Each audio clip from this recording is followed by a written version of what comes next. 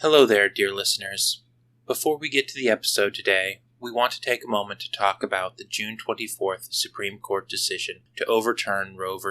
Wade. This decision stripped away the right and access to safe and legal abortions in many states. Restricting access to comprehensive reproductive care, including abortion, threatens the health and independence of all Americans, and they're already talking about using this decision to attack other rights as well. To learn more about what you can do to help, go to choice.crd.co. We encourage you to speak up, take care, and spread the word. And now, back to your regularly scheduled idiocy. Welcome to Two Idiots and a Dog, Idiots Unleashed. Well, hello again there, Internet people. It's the Idiots again. Sorry, Bo. Sorry. Just a quick word of warning. I apparently forgot to introduce us, but we'll do that afterwards. This is an uncensored podcast, so you may hear adult language or other content not suited for children, the workplace, church, or, frankly, human consumption. I'm Grim. And I am an idiot named Zolgar, and Kaiju is being bloody adorable because she knows I'm going camping. This week, our topic is things in media that don't make sense, submitted by Nix over on the Discord. If you have an idea for a topic for us, you can let us know on our Discord or social media, but you can only vote in the topic poll on Discord. Now stand back. Because the idiots are already unleashed. Cue the yakety sax.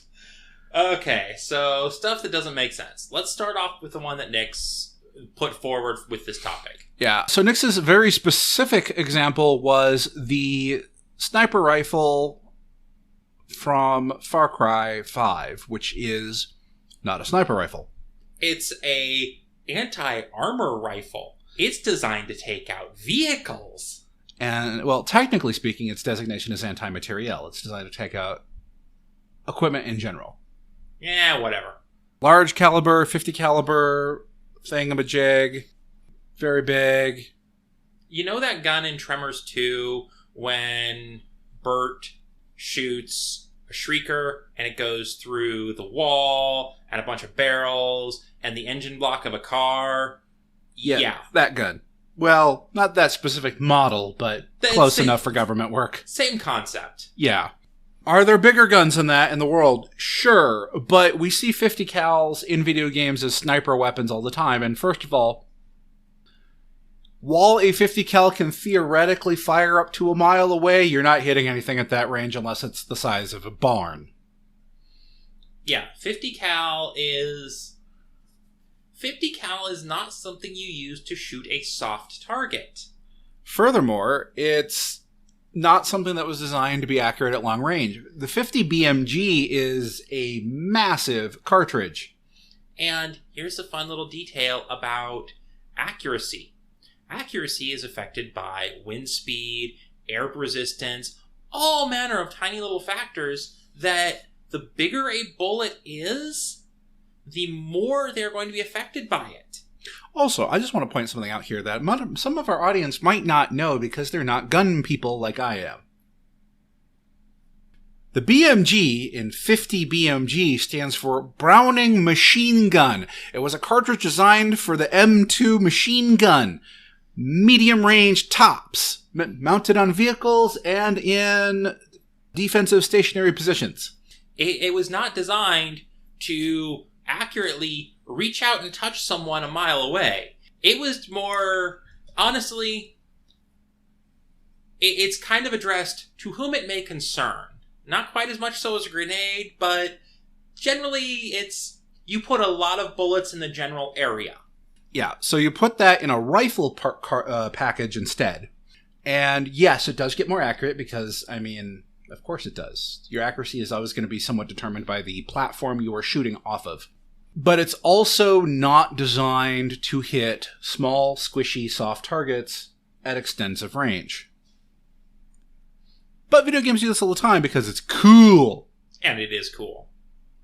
Although something you said does remind me, one of these days I'm getting a sniper rifle. I'm going to name it Reach Out and Touch Faith. That's okay. I'm more the sort that would name it Kindness. Well, it'll have, safe mode, semi-auto mode, and Depeche mode. Get out. I've been saving that joke for so long. I finally got to use it. Oh, we're idiots. So, actually, another one that just doesn't make much sense. Mm-hmm. And, okay, let me ask you this question. How much do I love the Tremors franchise? A lot. Graboids make no fucking sense. There is nothing about them, evolutionarily speaking, that makes any kind of remote fucking sense. Graboids are an extinction-level event for any creature larger than, like, a dog, or any ground-based creature, I should say. Because, at least if they are left unchecked by modern weaponry. Because, okay. Well, and that's just it. They kind of imply that that's what happened a few times, and then they go dormant until the planet recovers, which, again, doesn't make sense from an evolutionary standpoint. Alright, because let's see. One Graboid becomes 3 Shriekers. The Shriekers eat and eat and eat and produce and produce and produce. Shriekers can basically reproduce infinitely if they have enough calories, and they can eat basically anything. And eventually they become an ass blaster. I want to say it takes about 24 hours for them to become an ass blaster. 24, 48 hours. Something like that. It's a relatively short amount of time. Relatively short amount of time, but we don't have a solid... We actually do. In Tremors 3, because Tremors 3 is the one that introduces El Blanco, and the crew is trapped on a rock for a little while, and I want to say it was about a day that they were trapped on the rock between when the Shriekers spawned... It's possible. And when they became ass blasters. Now, ass blasters, I think, as an independent element, makes sense. Yeah. Because the ass blasters exist to travel long distances and lay an egg. Yeah. Because, honestly... The Shriekers make a certain amount of sense as well. I mean, there's no creature on Earth that has a metabolic rate on that level that I can think of. But conceptually, it makes sense that that's your primary reproduction stage. What I would... I think, actually, Graboids would make a lot more sense if Shriekers didn't bud that way. If it was one Graboid became 3 Shriekers, which became 3 ass blasters, which laid the eggs, and which created new Graboids, which created... and so forth. It would still be a very high... Because basically then the Shrieker exists to run around, consume tons and tons of material, or tons and tons of food, until it cocoons to become the ass blaster, using that stored up calories to transform and also to power the biological jet engine that ass blasters get their name from. The butt cannon. And then, of course, ass blasters lay the eggs, which the eggs become dirt dragons. Yeah. And it's all one giant thing. Yeah.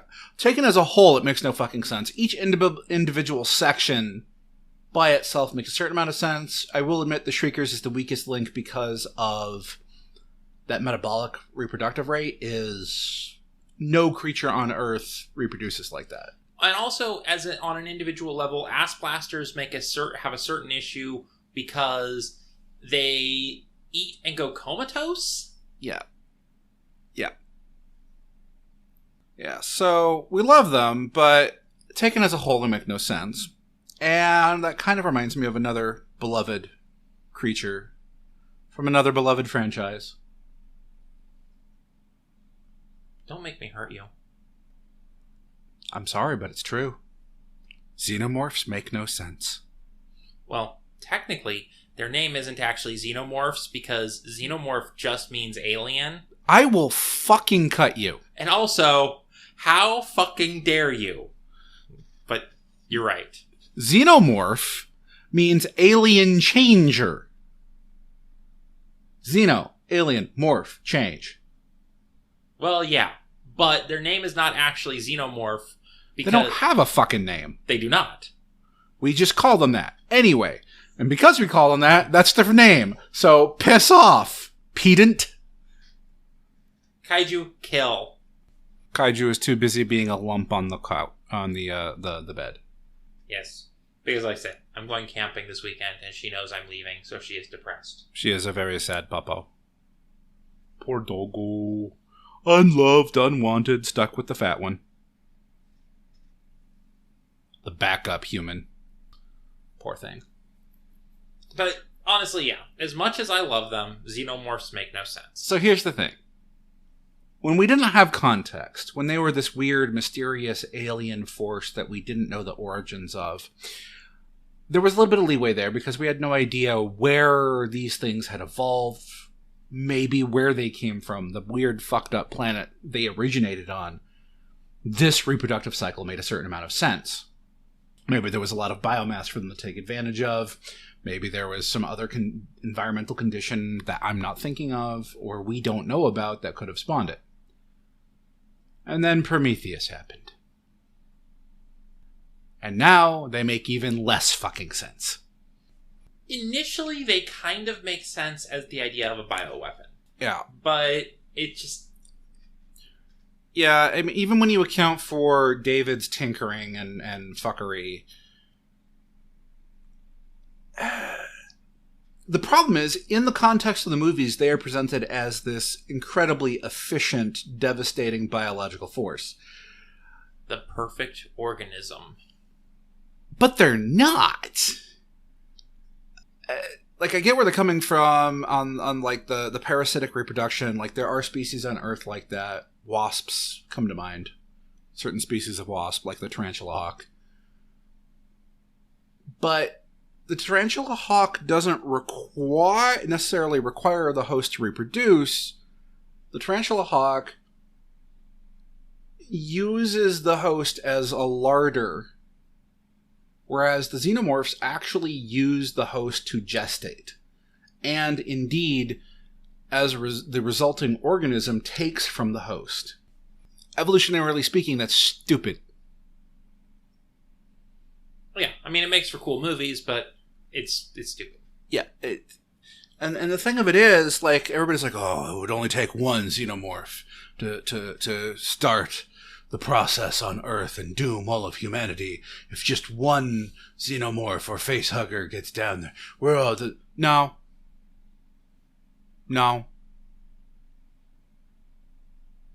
Because here...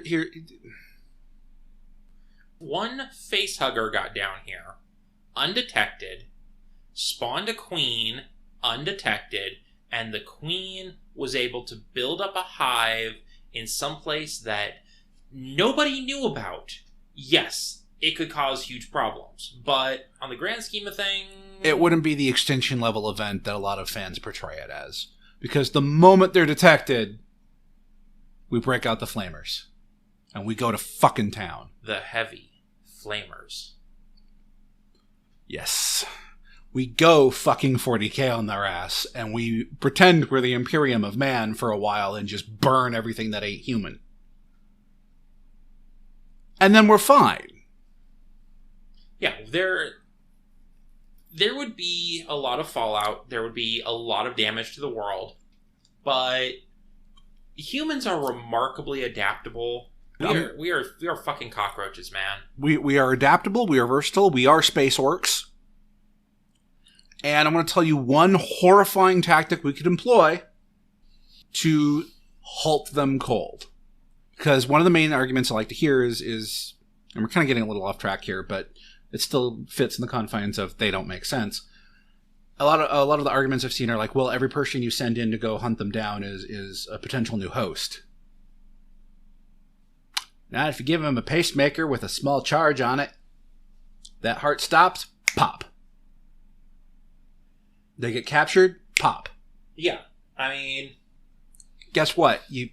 Because we have not seen any evidence to show that they can gestate in a dead host. Everything we have seen, every piece of media I have personally consumed, and I know you've consumed more than me on that front. I don't think I've ever seen them gestating in a dead host, but let's imagine for a moment they can gestate in a dead host. We'll assume they can. Make the charge large enough that it does enough damage to destroy the chest burster. Destroy the chest burster or destroy the chest cavity, because, I mean, that's where they gestate. If there is no cavity, they cannot gestate, even if they can gestate in a dead host. Like, it's not... Is that a horrifying tactic to adapt? Oh, yeah. Except, I'm going to actually say no, it's not. Because...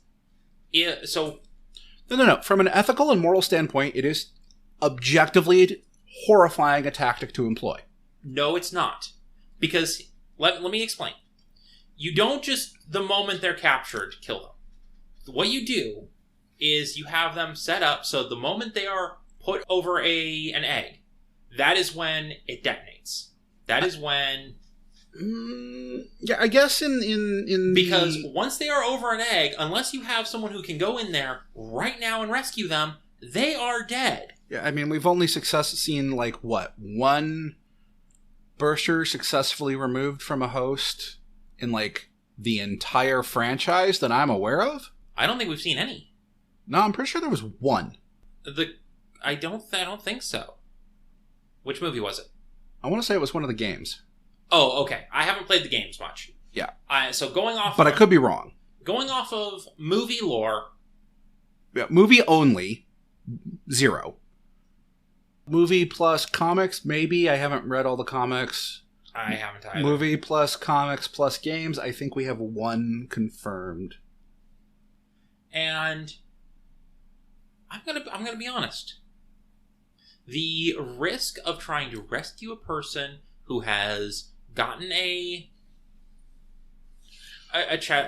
gotten captured, been used as a host, to get them and get the chest burster out of them before shit goes sideways, it would have to be a high value target to be worth doing. Well, and the other part of it is, the thing of it is, even as it makes tactical sense, it's still a horrific tactic to use, because you are literally putting a kill switch in your troops. But my personal opinion is it's not horrific, because you are putting a kill switch in your troops to basically say, okay, once you're dead anyways, we are making sure your death is not worse than just a death. Mm. And also, let's be honest, that's a nice, quick, relatively painless death as opposed to the agony of a chestburster killing. Oh, I don't disagree. I'm just saying it from an ethical and moral standpoint, it's still a horrific tactic. We're just not very, ethical or moral people, comparatively. So, that's a couple of creatures that don't make sense, and one video game trope that doesn't make a lot of sense, right?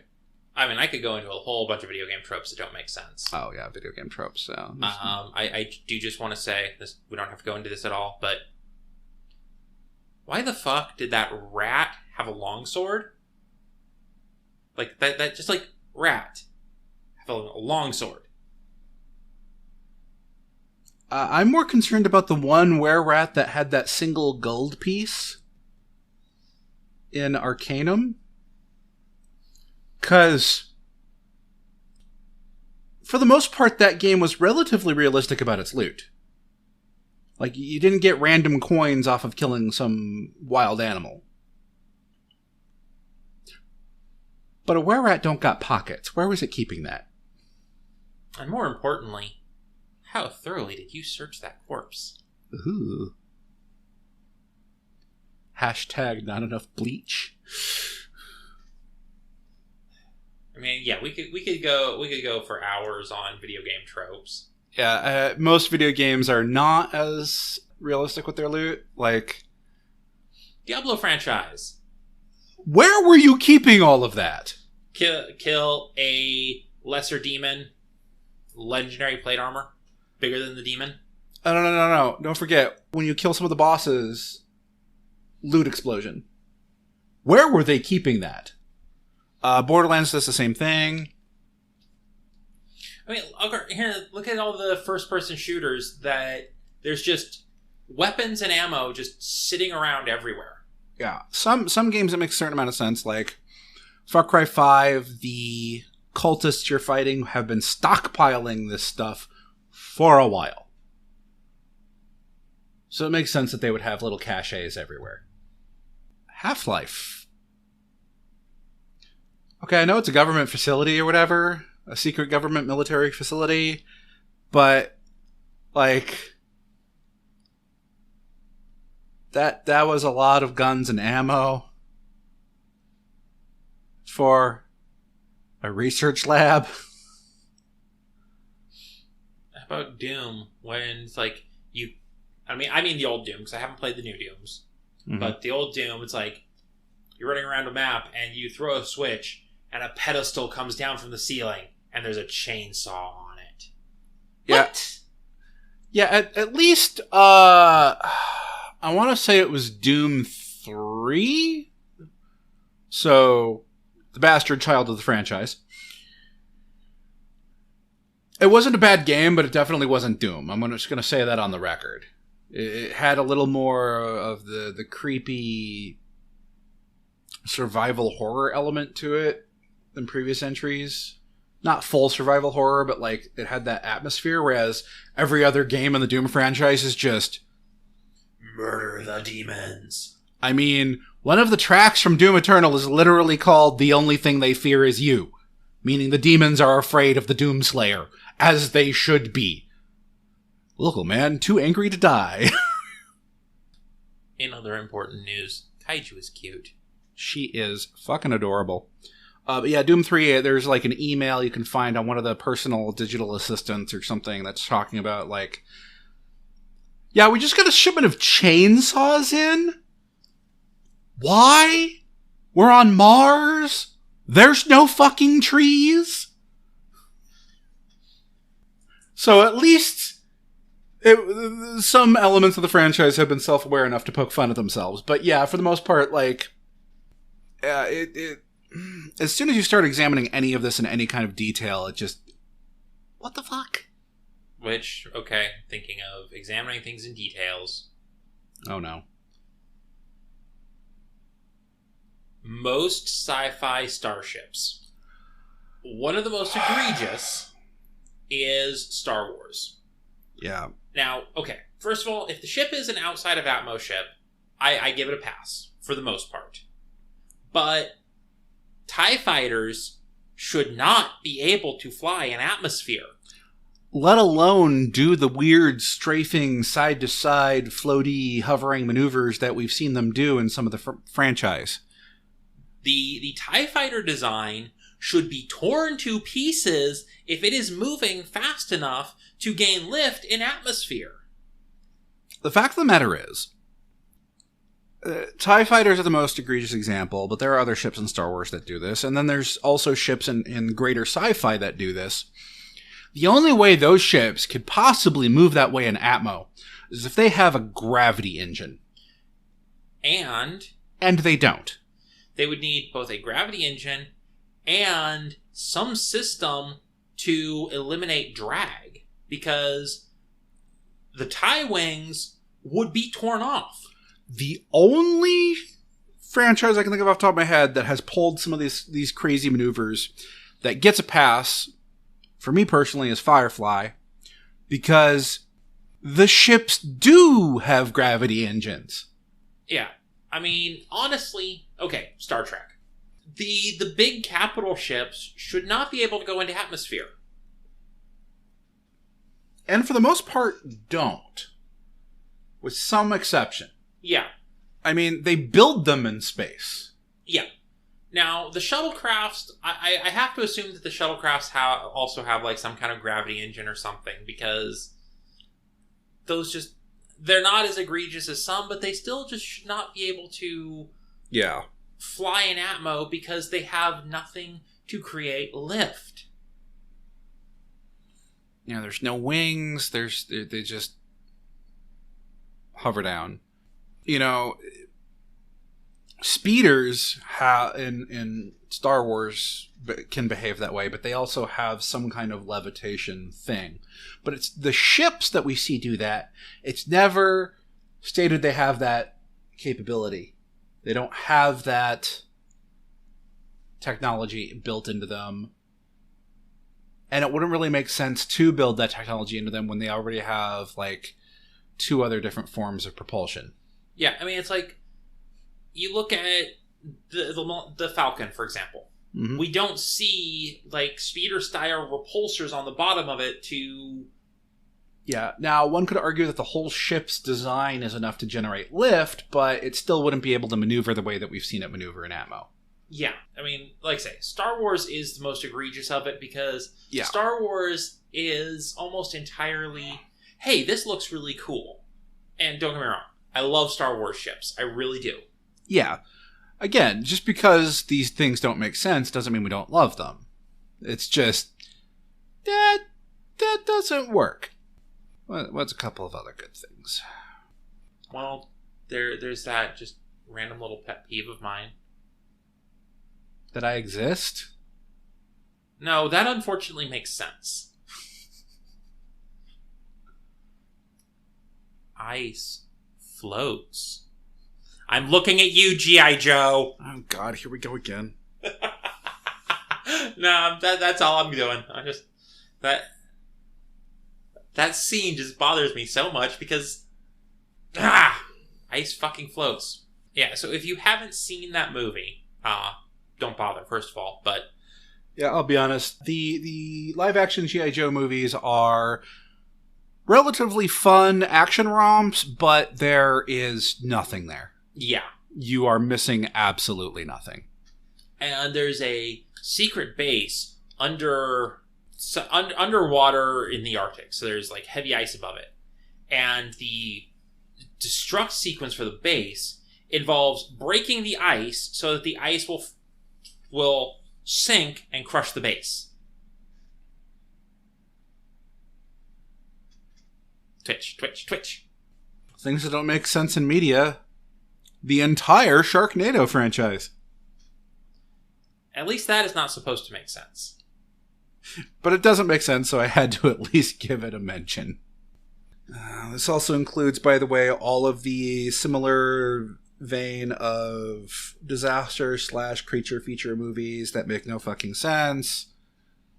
The only of those that ever really make sense is, I mean, there are certain disaster movies that make sense, like, okay, hey, we have some major natural disaster causing massive damage, cool, whatever.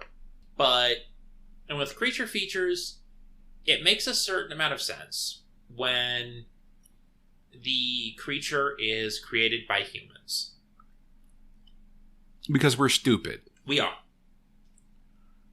Which, things that don't make sense in media.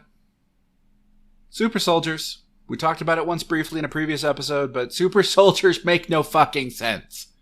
They are, just from a logistical perspective, they make no fucking sense.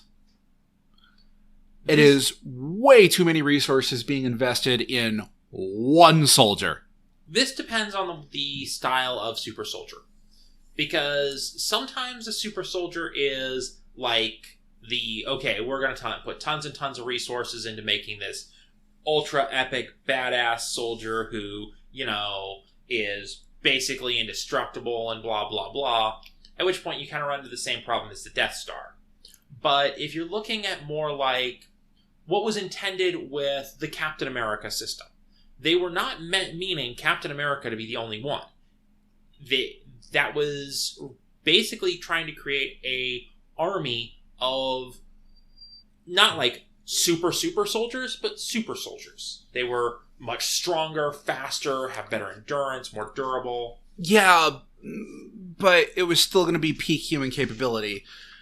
The ones that really don't make any sense were the ones where it's like, well, we've re-engineered them, and then we gave them cybernetic augmentation, and then we gave them power armor that's worth the gross domestic product of a fucking country in Africa. And the other part about super soldiers that don't make sense, because we'll for just a moment here, we'll give them a pass on the resources being poured into it. I'm not going to give them a pass. But no, for the moment, they don't actually get a pass on it, but just for the moment, we're going to ignore that little problem. That is still a person. That is still a living, breathing, sapient being with free will. but it's now also property.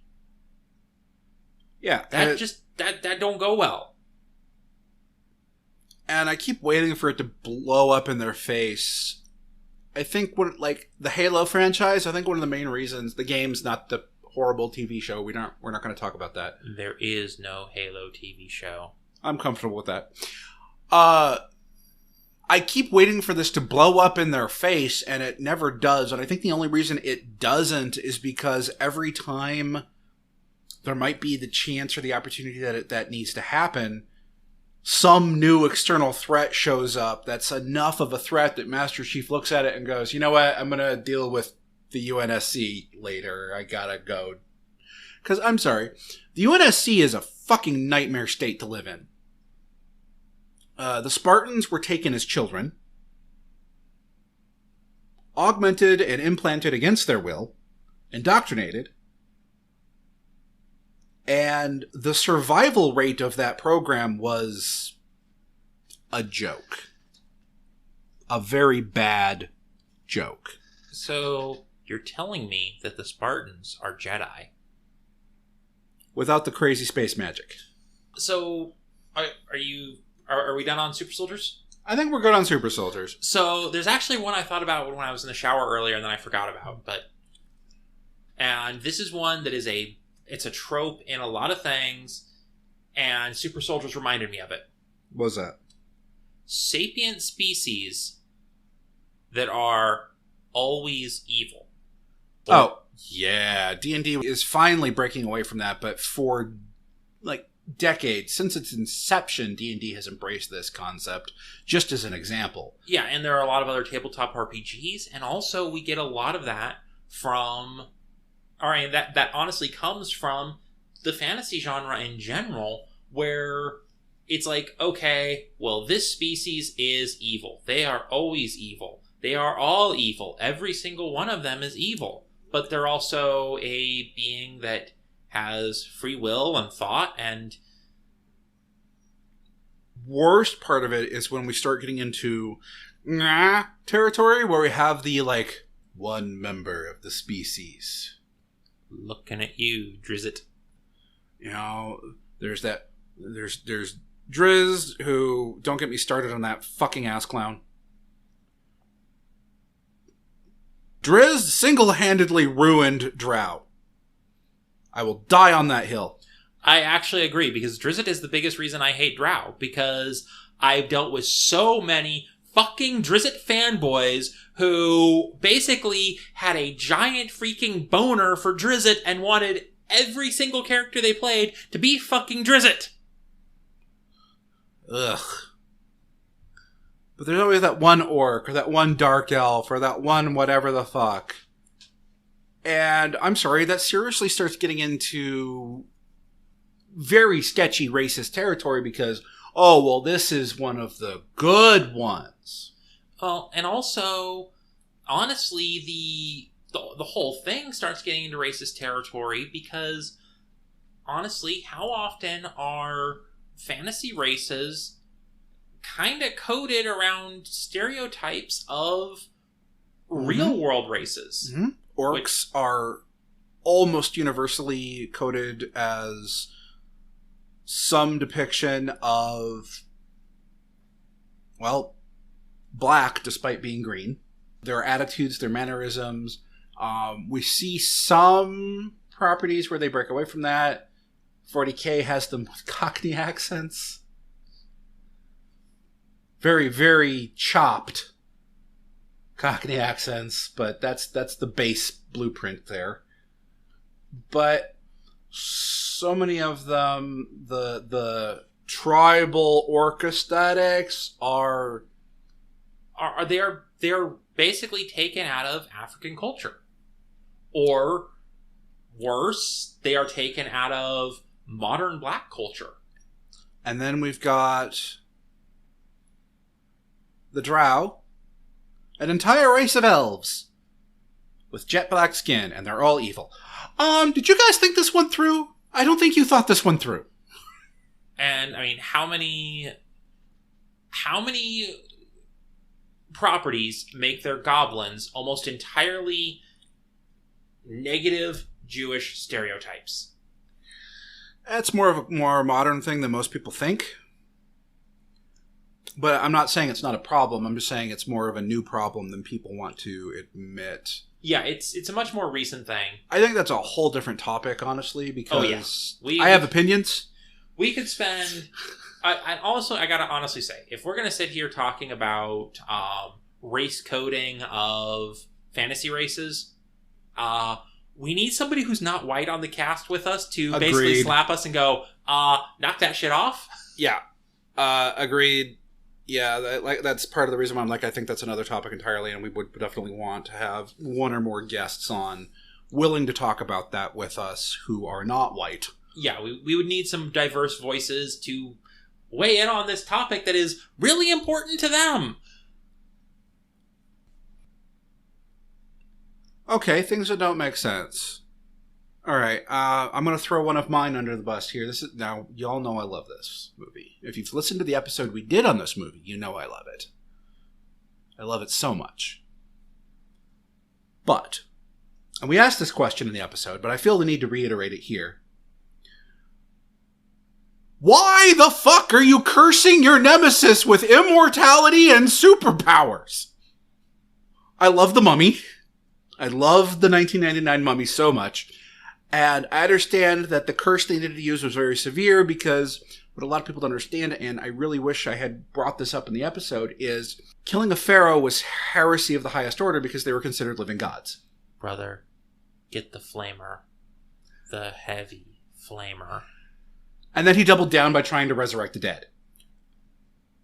Heresy stacked on heresy. So yeah, really bad super evil curse that they've never used.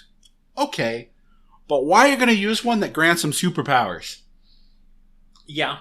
Like, the fuck?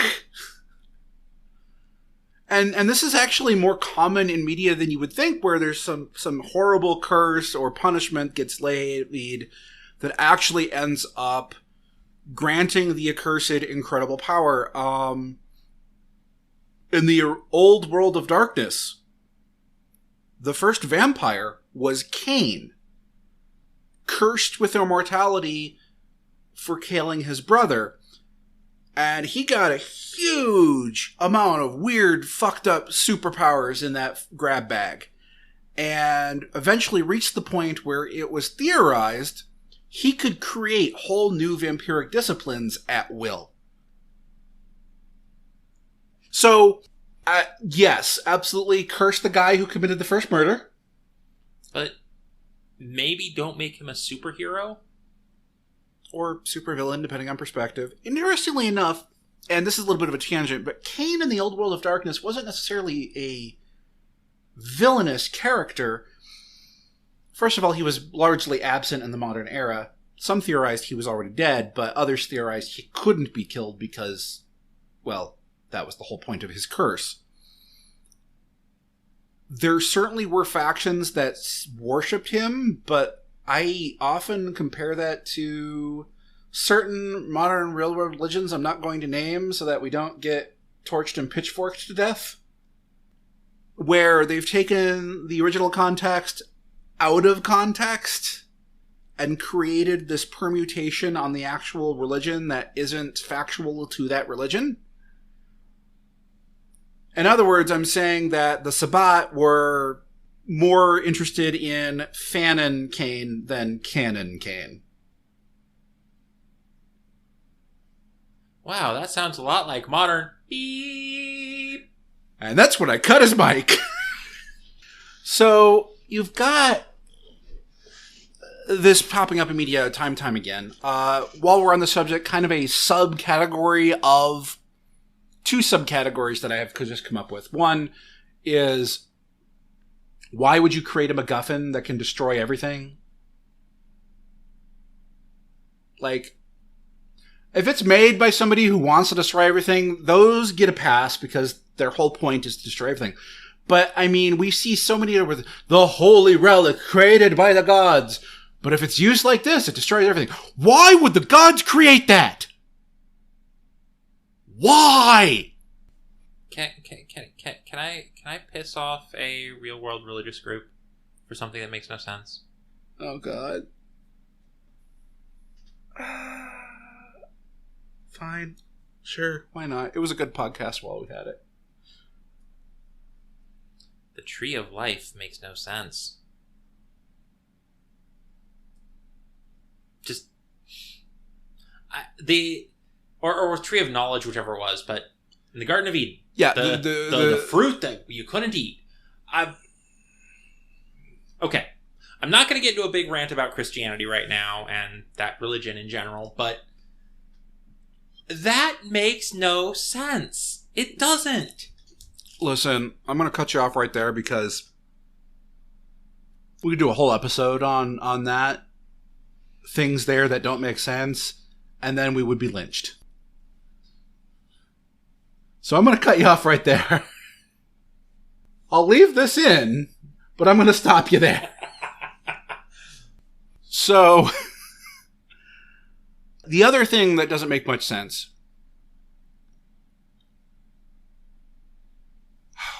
Uh-oh. I think I lost it. I was writing, like, curses and MacGuffins. Yeah.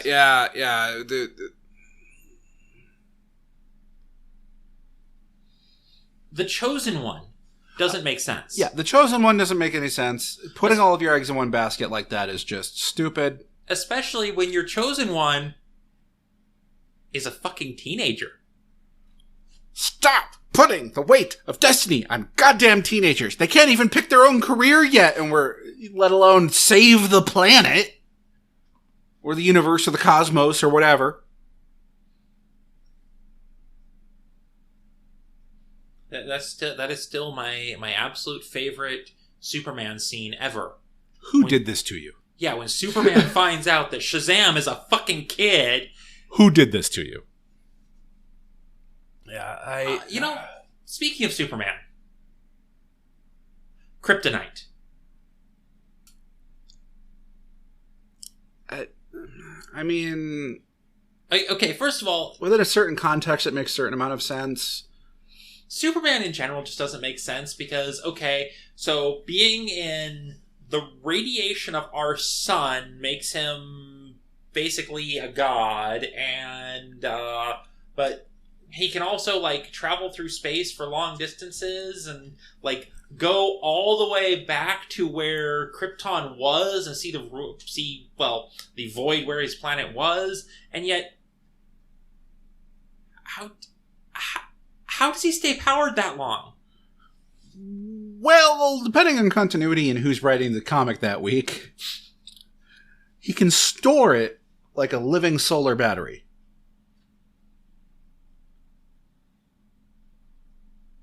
I mean, honestly, most superheroes don't make sense. No. Do not get me started on speedsters.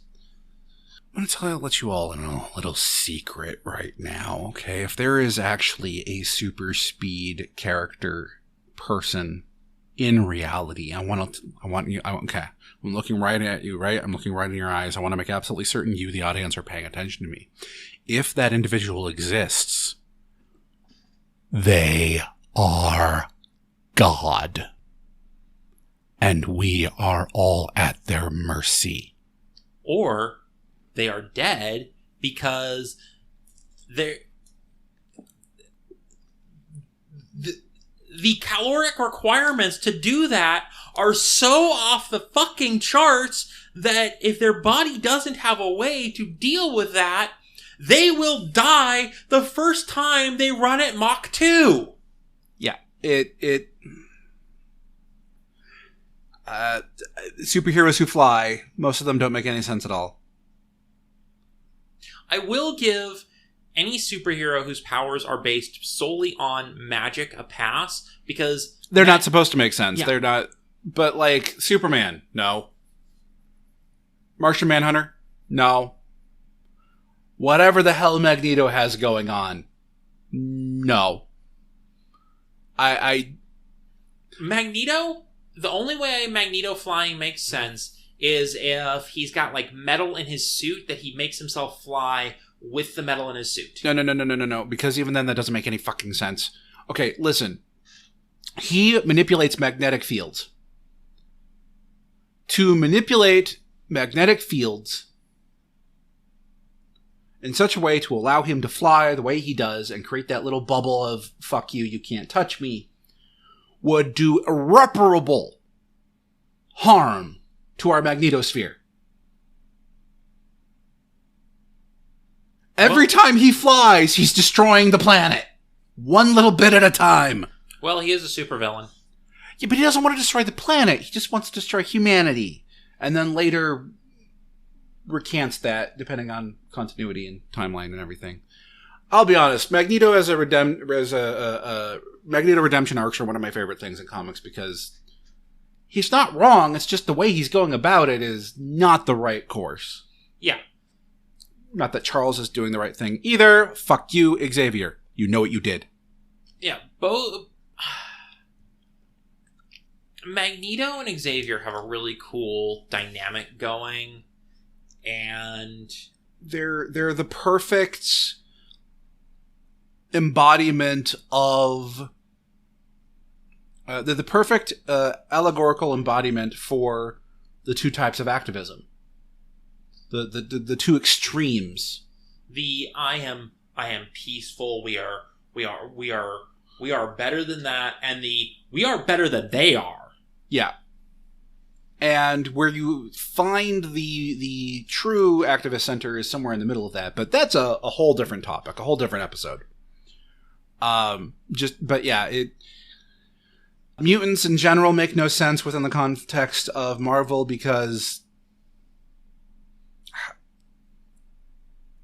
none of those powers should work that way. I mean, Cyclops. Yeah, Cyclops. Oh, I store up solar energy and shoot lasers from my eyes. How? Also, physics. Because here's the thing. His optic blasts are kinetic energy and force. They are not heat. They are not fire. They are not laser beams. They are basically he is punching you really strong with his eyes, which means that you know that basic thing of physics: for every action, there's an equal and opposite reaction. Why isn't he ever thrown backwards? Why doesn't he ever break his own neck? Corollary. If his optic blasts are literally just kinetic energy, which they have said repeatedly that's what they are kinetic optic blasts, why are they one of the few things that Mr. Sinister can't quickly heal from? I mean, honestly, I don't think that the people who wrote X-Men originally knew what kinetic energy was. Oh, they definitely didn't. You want to know how I know they didn't? Bishop? Gambit. Is Gambit supposed to be kinetic as well? He stores kinetic energy in the objects he throws. But they explode. But that's not how kinetic energy... That is the one thing they did in Wolverine Origins that was right. They changed it so that when he threw a thing, it didn't explode, it just smacked it really hard. That is how it should have worked from the beginning. That is the only thing that movie did right. Well, no, they cast Liev Schreiber. His Sabretooth was amazing. No, they did one other thing right. They cast Ryan Reynolds as Deadpool. And then fucked it up. And then they fucked it up. But the casting was brilliant. Yeah, the cast overall for that movie was actually really good. It's just the script and direction and... You know what? We're not going to get into it. But things that don't make sense in media. That movie... if we start doing Raging Idiots, we're going to have to do that movie. Oh, God, yes. So... Oh, I remember the one thing that I had forgotten. And I think it's a good one to end on. Why do you keep sealing evil away instead of blowing it the fuck up? Ancient elder god who rebelled against the other gods and killed some of them, so we locked him up. Why didn't you kill him back? So that some fucking teenager 3,000 years in the future has to fucking clean up your mess? Fuck you. And this is true of the ancient evil artifacts too. Like, oh, we got the evil MacGuffin, so we sealed it away. No. No. Sealing the evil MacGuffin away never fucking works. It always finds its way back into circulation. The only time it makes sense is if there is no way to destroy the evil MacGuffin, or if destroying the evil MacGuffin releases something even worse. But then you have these properties that pull that card, like, oh, we couldn't figure out how to destroy it. And then throughout the course of the movie, they destroy it. You couldn't have done that 3,000 years ago? Did you try throwing it in a volcano? Volcano almost always works. I mean, and like, here's the thing, like, I've seen some really stupid MacGuffin sealing. You know, oh, we sealed it inside this long-forgotten temple. No! Someone can get to there. We sealed it away in this hidden vault under this modern corporate building, and this modern corporation is actually secretly the protectors of the MacGuffin and have been throughout all history. No! Someone's gonna find it. We threw it into the Marianas Trench. Yeah, okay, good fucking luck. Something really supernatural can probably get down there eventually, but it's going to take a bit. You know, into a volcano. Again, something supernatural can probably get to it. But if you're actually like throwing it into the caldera, into the magma heart, good luck. Honestly, I'm kind of with Superman on this one. Yeet it into the sun? Yeet it into the sun. Well, I think that's all I've got. What are you... You know, I got one more. Okay. The Death Star makes no fuck... And I've already cut his mic. That's it for this week. If you like what we do, please give us a like, follow, rating, all that nonsense on your favorite podcatcher. You can also support us on Patreon for special bonus content and episodes a week early, or tip us on Ko-fi. You can find those and our social media platforms and Discord server in the show notes. Also be sure to give our friends some love. We'd have no idea who we're promoting this time around, but we'll figure that out later. And whoever they are, they're probably a bunch of idiots. Probably. Hello, everybody. Let me ask you a question. When you were a kid, did you ever wonder what teachers talked about in the teacher's lounge? You probably didn't miss much. It's usually boring stuff like grading papers, lesson planning, and then figuring out the new train schedule. Train schedule? Well, I teach in the city. But sometimes, at one of the not-so-cool tables in the back of the teacher's lounge, you might find us, the Fandalorians, teachers by day, nerds by night. My name is Mr. Richardson, and by day, Mr. McDonald, Mr. G, and I teach and inspire America's youth. But by night, we debate, discuss, and argue about all things in the pop culture universe on our podcast. We discuss all the biggest pop culture topics in the world, like Ozark, Stranger Things, The Marvelous Miss Maisel, Marvel, Star Wars, Top Gun Maverick, The Old Man, Bridgerton, you name it, we'll probably discuss it. You guys watch Bridgerton? Yo, season 1 of Bridgerton was awesome. You don't know what you're missing. Since we are teachers, you will always get a ton of background information about our topics and original teacher-themed segments, like our pop culture morning announcements, building meetings, and post-observation reviews of shows and movies. Oh, and arguing. You'll get lots of disagreements and arguing. Like way more than I'm comfortable with. You can find us wherever you listen to your podcasts. Just search for The Fandalorians, Teachers by Day, Nerds by Night. Then join us every Monday as we look into the current state of fandom and pop culture. Hey, look, the bell's about to ring. We need to head to the buses. Hopefully we'll see you guys soon. Well, I mean, they're not going to see us because this is a podcast. I know. But they can't even see us when you think about it, so they won't see us either. Oh my God, you know what I meant. It wasn't literal. Just ring the bell. Ring the bell. The Fandalorians, Teachers by Day, Nerds by Night. I hope you listen and subscribe to us soon. I hate you guys. Last but certainly not least, we want to give a quick shout out to all our supporters on Patreon and Ko-fi, especially these idiots. Random Warrior and Rain.